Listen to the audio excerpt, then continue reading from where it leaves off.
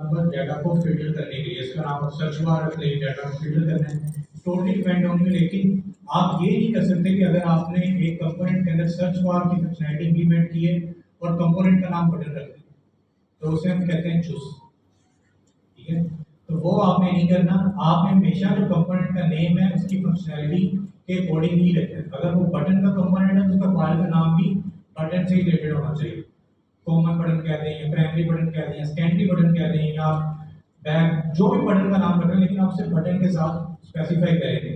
अगर आपके पास एक इनपुट का कॉमन कंपोनेंट है तो आप उसके नाम इनपुट डिपेंड करेंगे कि अगले बंदे को भी पता चले कि इनपुट का कॉमन कंपोनेंट है। तो इस तरह से यहाँ पर लिखा हुआ फिल्टर टेबल प्रोडक्ट्स की भी ये कंपोनेंट बनेगा जो कि क्या करेगा, टेबल्स के अंदर से प्रोडक्ट्स को क्या करेगा, वो फिल्टर करेगा। उसके बाद प्रोडक्ट का टेबल है और यहाँ पे इसकी सारी लॉजिक बनाई हुई है। अब फिल्टर टेबल के अंदर यहाँ पे हमने आइडेंटिफाई कर लिया कि भाई ये कॉमन कंपोनेंट है आपके पास ये। अब इस कंपोनेंट के अंदर क्या क्या चीजें, एक सर्च बार है, एक क्या आपके पास चेकबॉक्स, और एक उसका क्या है टाइटल। यहाँ पे भी उसने ये बताया हुआ है कि बच्चा एक आपके पास फिल्टरेबल कंपोनेंट्स हैं, उसके अंदर एक सर्च बार है, प्रोडक्ट टेबल है, और प्रोडक्ट टेबल के अंदर आपके पास कैटेगरीज है, और उसके बाद क्या उसका रो का जो डाटा आपने से क्या करना स्टार्ट करना। तो हम क्या करेंगे, इस एप्लीकेशन को हम यहाँ पे स्टार्ट करते हैं। यहाँ पे स्टार्ट करना है या आपने यहीं पे डिस्कस करना है? अगर हम यहाँ पे डिस्कस करेंगे तो आपके पास ये आउटपुट चेंज होती है कि आपको नजर आएगी। हम यहीं पे से डिस्कस कर लेते हैं। ओके, ये आपके पास क्या है, सबसे पहले यहाँ पे लिखा हुआ है आपके पास एक प्रोडक्ट रो। ठीक है, ये इसने क्या किया हुआ है?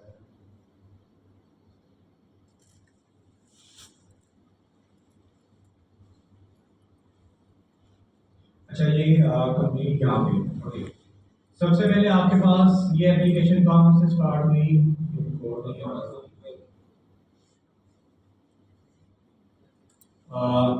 चलिए हम इसको कोड ही करते हैं, ये भी नजर नहीं आ रहा, हम यहाँ पे कोड करते हैं।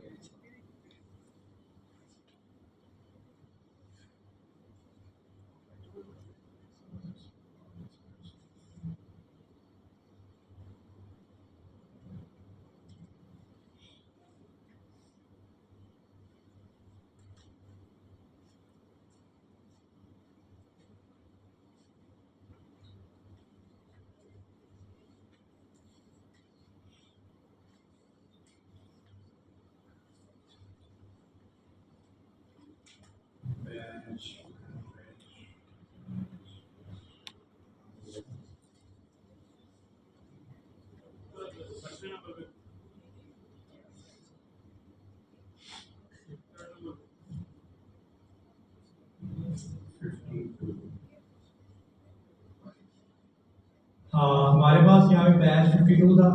बैच 52 में जाते हैं, हमने जो लास्ट टाइम अपना प्रोजेक्ट पे काम किया रिएक्ट वाले, उसी को स्टार्ट करते हैं और हम यहाँ पे क्या करते हैं, डिजाइन करना स्टार्ट करते हैं। ओके, सीडी सबसे पहले मैं जाऊँगा अपनी डायरेक्टरी के अंदर प्रैक्टिस, सीडी बैच 52 के अंदर सीडी नेक्स्ट.js, सीडी गेट, और यहाँ पे pnpm dev, और ये मेरा वहाँ पे स्टार्ट हो जाएगा। लोकल 3000 पे ये मेरा प्रोजेक्ट जो है वो स्टार्ट हो जाएगा। अब ये हमारे पास एक मॉकअप है, हम इस मॉकअप को लेंगे और हम अपनी एप्लीकेशन को क्या करेंगे, डिजाइन करेंगे।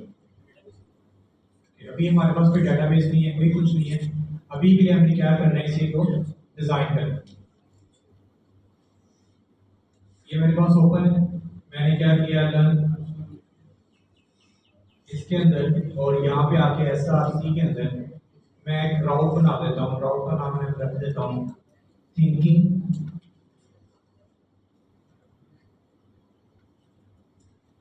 थिंकिंग इन रिएक्ट, और इसके अंदर मेरे पास है page.tsx,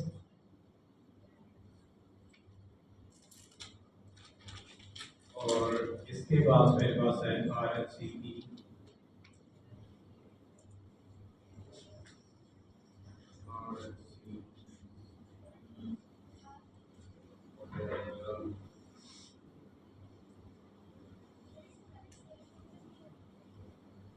कि ये नहीं बन रहा था, हम इसे कह लेते हैं कि थिंकिंग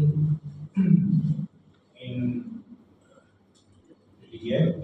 ये मेरे पास एक कंपोनेंट है और यहाँ से मैं रिटर्न कर रहा हूँ एक डिफ, और डिफ के अंदर मेरे पास है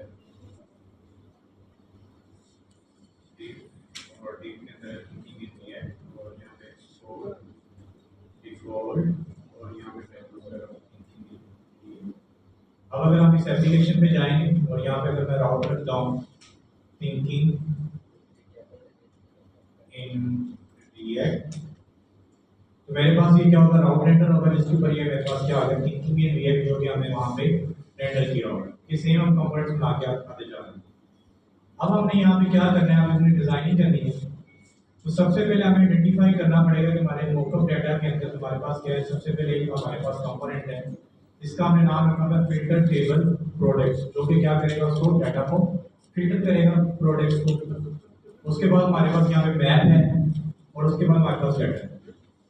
अब आप जब प्रोजेक्ट के अंदर काम करते हैं तो कुछ चीज़ें आपके पास क्या होती हैं, कॉमन।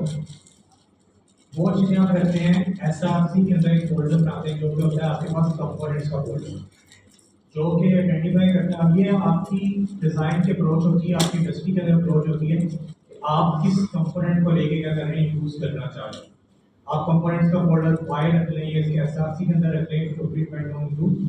लेकिन कंपोनेंट्स के अंदर हम वो चीज़ें रखती हैं जो कि आपके पास क्या होती हैं, कॉमन होती है, जैसे कि बटन हो गया, टेबल हो गया, इनपुट फील्ड होगी। इस तरह की जितनी भी चीज़ें होती हैं आपके पास क्या होती हैं, वो कॉमन होती है। अब मैंने कहा कि भाई ये मेरे पास एक कंपोनेंट है, ठीक है, और कंपोनेंट के अंदर मेरे पास क्या है। अब मैंने यहाँ पे एक कंपोनेंट बनाया है जिसका मैं नाम रख लेता हूँ एक इनपुट डॉट TSX, ठीक है। आप इसको डिज़ाइन भी कर लेते हैं। मैं इसे कहता हूँ कि बाद आपके पास है यहाँ पे RFCE, मेरे पास एक इनपुट है, और यहाँ पे इनपुट का मैं क्या कर रहा हूँ, टैग यूज कर रहा हूँ। तो मेरे पास एक इनपुट है, और इनपुट के ऊपर आपने क्या करना है, इसे यूज करना है। कुछ कंपोनेंट्स होते हैं सेल्फ क्लोजिंग। सेल्फ क्लोजिंग का मतलब होता है कि आपसे स्टार्ट करते हैं, इसके बीच में कोई डाटा नहीं आता, आप इसे क्या करते हैं, क्लोज कर देते हैं। अब मैंने इनपुट का कंपोनेंट बना लिया है, मैं इसे थोड़ी सी स्टाइलिंग कर लेता हूँ। दैट्स व्हाट मैंने इसकी स्टाइलिंग की।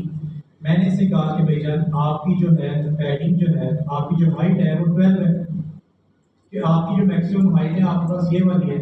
आपके पास जो बॉर्डर है, मैं इसे कह देता हूँ बॉर्डर 1, बॉर्डर इन 100, आपके पास ये बॉर्डर है। अब मैं क्या करता हूँ, इस कंपोनेंट के अंदर मैं सबसे पहले कॉल करता हूँ अपने इनपुट फील्ड को। ओके, मैंने यहाँ पे कॉल किया इंपोर्ट इनपुट कहाँ से आ रहे हैं, मेरे कंपोनेंट्स के अंदर, और यहाँ पे आके मैंने अपनी इनपुट फील्ड को क्या किया, रेंडर किया। तो मेरे पास एप्लीकेशन के अंदर क्या आ गई है, इनपुट आ गई। अच्छा, यहाँ पे आ गई, इसका फोल्डर को नहीं लगा।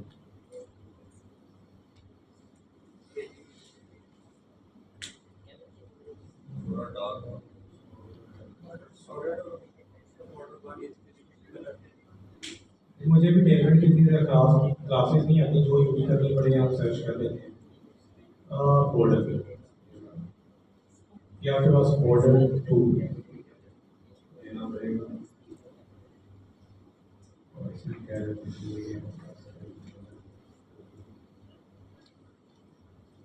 तो ये मेरे पास एक कंपोनेंट आ गया, इसके आपके पास क्या आ रहा है, बॉर्डर नजर आ रहा है।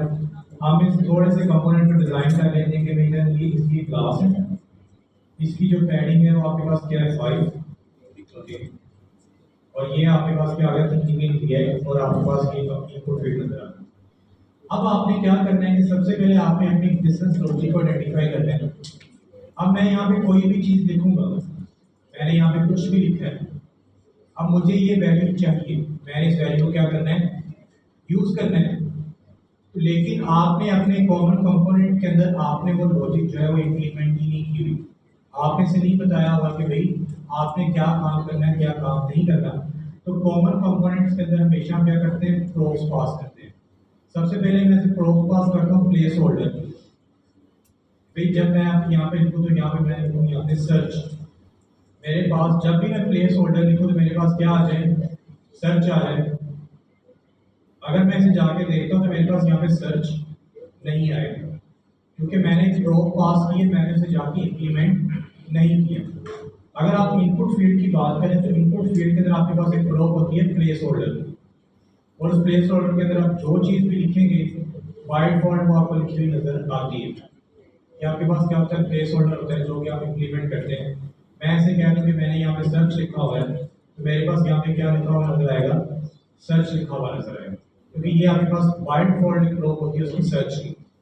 ओके, अब ये वाली वैल्यू क्योंकि मेरे पास कॉमन है, अब मैं कहीं से सर्च पास कर सकता हूँ, कहीं से मैं क्या कर पास कर सकता हूँ, enter project name, enter input field, first name, last name.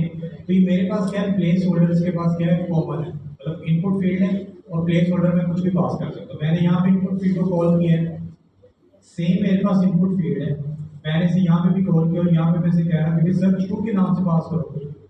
यहाँ पे इनपुट फील्ड तो नजर आई, लेकिन दोनों के अंदर यहाँ पे भी सर्च लिखा हुआ है और यहाँ पे भी सर्च लिखा हुआ है। इसकी रीजन क्योंकि मैंने वहाँ पे इनपुट फील्ड के अंदर स्टैटिकली बताया हुआ कि आपकी जो है वो टाइप हमेशा क्या आएगी, सर्च आएगी। तो सबसे पहले कॉमन कंपोनेंट के अंदर आपने पास करने होते हैं प्रोब्स। सबसे पहला मैं प्रोब्स से पास करूंगा प्लेस होल्डर का, कि भैया प्लेस होल्डर में पास करूंगा और जो भी मैं प्लेस होल्डर पास करूंगा उसकी वैल्यू अभी कहाँ मिल जाएगी, इसके प्लेस होल्डर। अब मैंने यहाँ पे सर्च पास किया तो यहाँ पे सर्च आ गया, और यहाँ पे मैंने इनपुट को कॉल किया तो मैंने सर्च टू पास किया तो यहाँ पे क्या आ गया, सर्च टू। कॉमन कंपोनेंट्स के अंदर हम प्रोब्स इस तरह से पास करते हैं। अगेन मैं इसे क्या करता हूँ, इनपुट फील्ड को दोबारा कॉल कर लेता हूँ।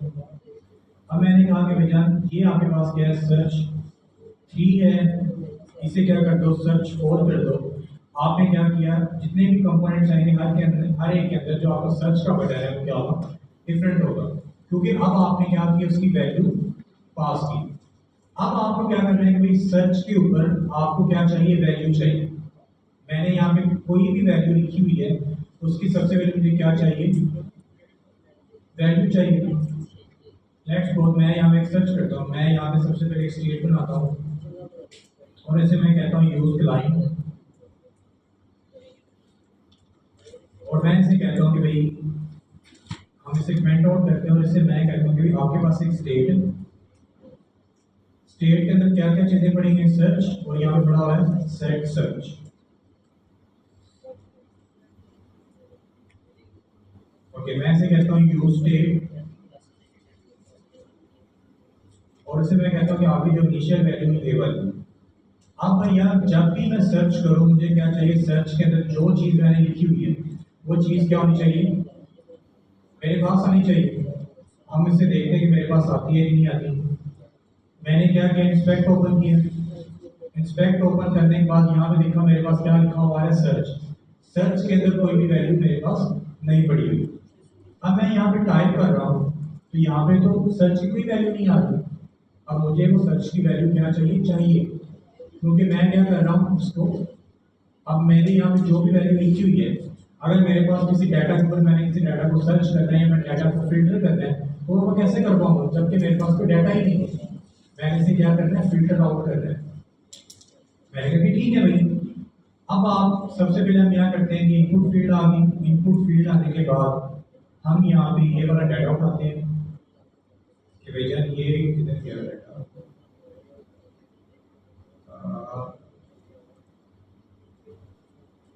ये पढ़ रहे थे, चलिए ये मेरे पास एक डाटा है, मैंने यहाँ पे लिखा हुआ है कॉन्स,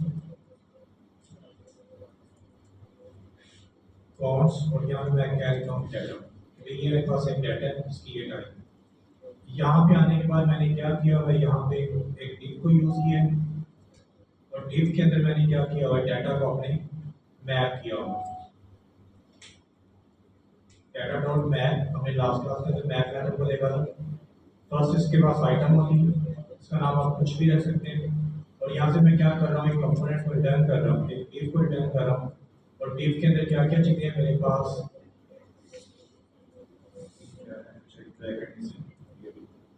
अब इस कंपोनेंट के अंदर मैंने क्या क्या शो करवाना है, सबसे पहले मैं शो कराऊंगा आइटम डॉट कैटेगरी। कैटेगरी क्या है, उसी लाइन के अंदर मैं क्या कर रहा हूँ, दोबारा से इसको शो करवा रहा हूँ। आइटम डॉट कैटेगरी के बाद भी इसका नेम, इसकी प्राइस और इसका स्टोर। मैंने क्या किया, सारी की सारी चीजें को यहाँ पे शो करवा दी। तो लिस्ट के अंदर मेरे पास ये डाटा क्या हो जाएगा, यहाँ पे आके रेंडर हो जाएगा। फ्रूट्स एप्पल, इसकी कैटेगरी क्या है, मेरे पास फ्रूट्स है, फ्रूट्स इसका नेम क्या है, ड्रैगन फ्रूट है, $1 उसकी प्राइस है, और यहाँ पे इसका क्या है, यहाँ पे स्टॉक लिखा हुआ है। अगर हम यहाँ पे स्टॉक की बात करें तो स्टॉक टू लिखा हुआ है, बुलियन है, तो हम यहाँ पे स्टॉक नहीं लगाते हैं, सिर्फ बुलियन वैल्यू। जहाँ तक किसी को समझ ना आई हमने क्या किया है, यहाँ सिंपल हमने क्या किया, मैप मेथड को यूज किया और यहाँ पे क्या किया, रेंडरिंग की। अब अगर आपने इनपुट फील्ड को स्टडी किया हो तो इनपुट फील्ड के अंदर आपके पास क्या होता है, ऑन चेंज होता है।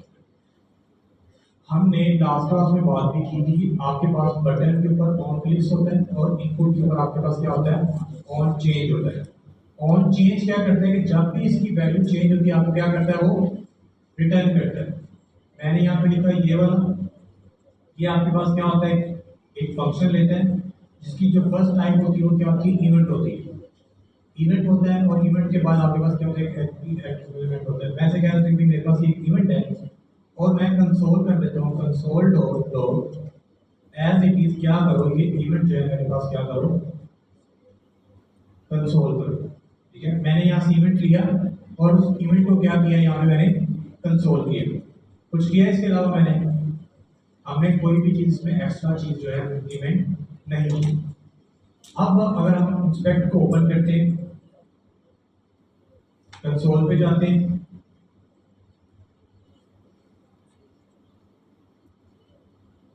इस इनपुट फील्ड को खत्म करते हैं। अब मैं यहाँ पे कोई चीज टाइप करता हूँ, मैंने क्या टाइप किया, एफ, मेरे पास ये कंसोल आया, जो कि मैंने कंसोल कहाँ पे लिखा हुआ था, इनपुट फील्ड के ऊपर। क्योंकि जब भी आपकी वैल्यू चेंज हो, उसका मेथड होता है ऑन चेंज। जब भी आपकी वैल्यू चेंज हो आपने क्या करना है, एक इवेंट ट्रिगर करना है। मैं दोबारा लिखूंगा दोबारा इवेंट ट्रिगर होगा, मैं दोबारा लिखूंगा दोबारा इवेंट ट्रिगर होगा, क्योंकि मेरे पास क्या हो रहा है, ऑन चेंज चल रहा है। अब ऑन चेंज आपको क्या रिटर्न करता है, आपके पास ये सारी की सारी वैल्यू क्या करता है, वो रिटर्न करता है। ये आपके पास एक HTML का एक कंप्लीट ऑब्जेक्ट रिटर्न करता है।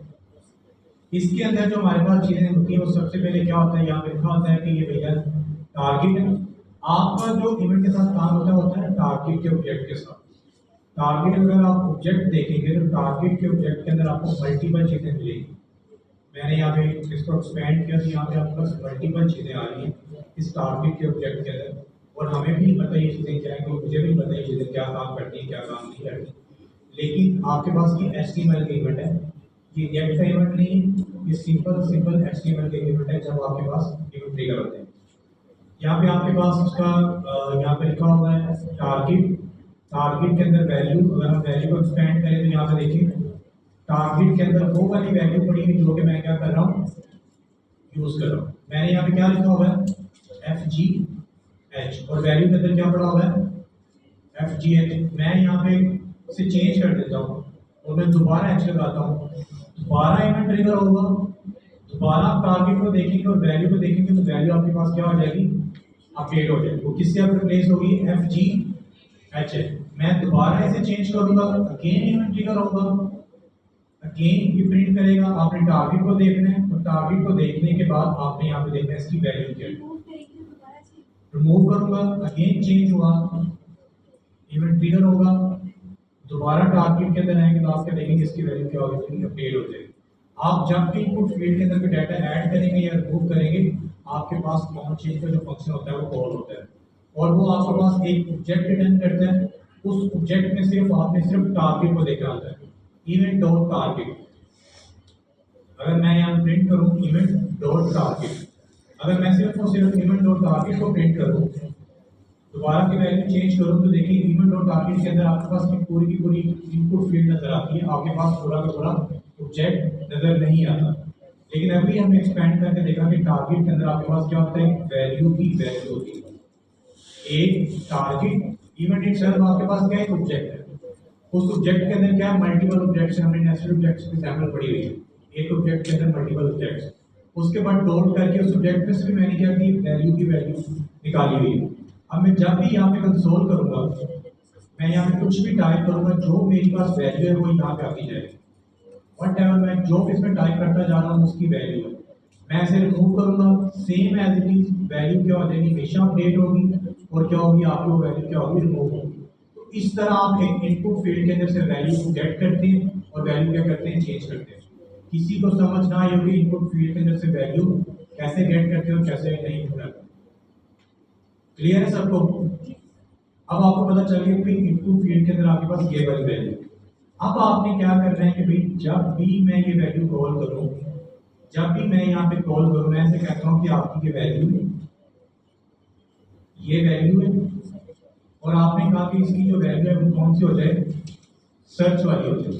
सर्च के अंदर जो मैंने लिखा हुआ इसकी जो क्या है वैल्यू हो जाए। आपने कहा कि ठीक है। इनपुट फील्ड के अंदर आप दोबारा जाते हैं, यहाँ पे वैल्यू को डिस्ट्रक्चर करते हैं और इसे बताते हैं कि भैया इनपुट फील्ड के अंदर एक आपके पास प्रॉपर्टी वैल्यू, और आपने इसे बता दिया कि भाई इसकी जो वैल्यू वो वाली वैल्यू है जो कि मैं क्या करूँगा, पास करूँगा। अब इससे क्या होगा, आप यहाँ पे टाइप करेंगे, आपको यहाँ पे कंसोल के ऊपर वैल्यूज नजर आएंगी, लेकिन आपको इनपुट फील्ड के अंदर वैल्यूज जो है वो नजर नहीं आएंगी। कोई मुझे इसकी रीजन बताएगा? मैं यहाँ पे टाइप कर रहा हूँ, मेरे पास कंसोल में पहले क्या कर रहा था, जब मैंने वैल्यू को पास नहीं किया,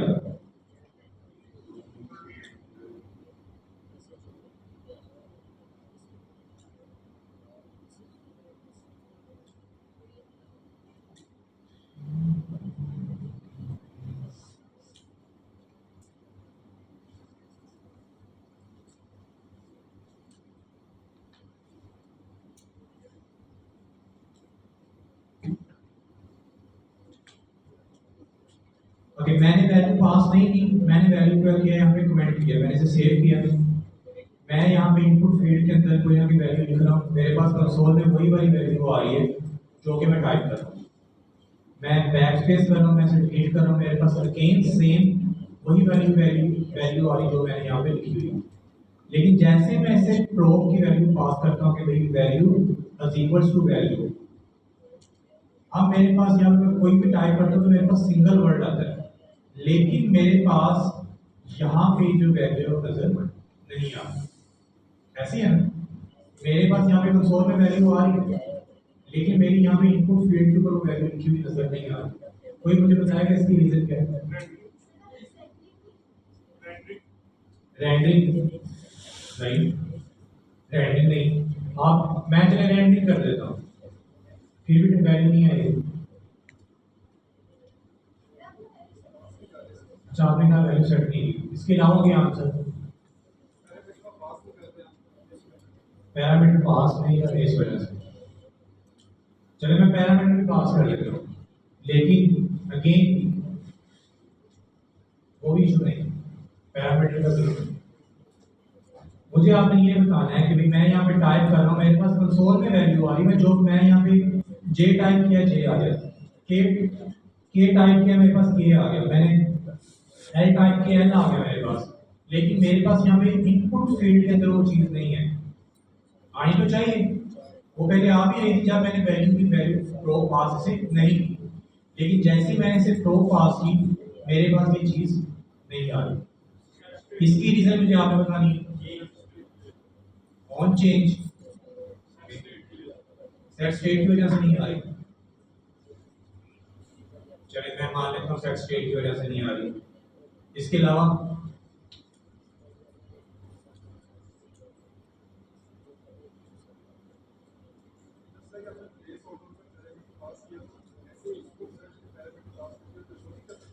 मुझे तो टेंशन में शुरू हो गया, 7th वीक में आ गए और आपको अभी तक वो इनपुट का नहीं पता कि इनपुट काम कैसे करके। ये तो HTML का एक कंपोनेंट है, मैंने इसके अंदर कोई रिएक्टिव कंपोनेंट बनाया ही नहीं। रिएक्टिव कंपोनेंट बनाया सिर्फ प्रोस पास करके, लेकिन बिहाइंड द सीन तो इनपुट है, इनपुट कैसे काम करते हैं, इनपुट खाकर कितने लोग नहीं हो सकते प्रोजेक्ट के अंदर। आप जो डिप्लॉय करते हैं वहाँ पर आपने कॉन्टेंट का उसका फॉर्म भी बनाया, आपका वो आपके पोर्टफोलियो के अंदर, तो इनपुट भी आपने कैसे बनाया? तो मुझे लग रहा है कि आपका पोर्टफोलियो ना आपको यहाँ बुला के आपसे पूछना चाहिए आपने किया क्या है। अक्सर जितने भी पोर्टफोलियो मैंने देखे सब में कॉन्टेक्ट अस का फॉर्म डाला हुआ है, कॉन्टेक्ट मी या कॉन्टेक्ट अस जो भी है उसके अंदर इनपुट फील्ड है मुझे नजर आ रही है, लेकिन आपको पता ही नहीं इनपुट फील्ड कैसे काम कर रही है, तो आप इसमें टैली कैसे करेंगे।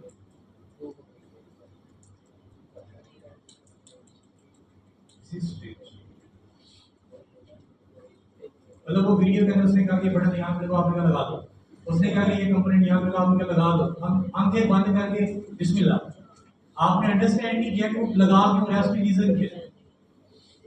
ठीक है, वीडियो आपके पास रेफरेंस के लिए जरूर थी कि आप वहां से देख के चीजें बना सकते हैं, आपके पास रेफरेंस है, लेकिन मतलब इतना भी नहीं होता कि आपने उसने कहा कि ये बटन यहाँ पे इंपोर्ट करके लगाना, आपने कभी इंपोर्ट की लाइन भी सेम होनी चाहिए, वो भी ना ऊपर नीचे हो जाए। शायद मेरा कंपोनेंट वजह से नहीं चल रहा, उसने बटन का कलर ये रखा तो मैं यही रखूँ, उसने इनपुट फील्ड लगाई है तो मैं यही रखूंगा। आपने अंडरस्टैंड नहीं किया कि इनपुट फील्ड यूज कैसे होती है। उसने स्टेट लगाई, आपने कहा लगा दो, करती क्या स्टेट नहीं पता।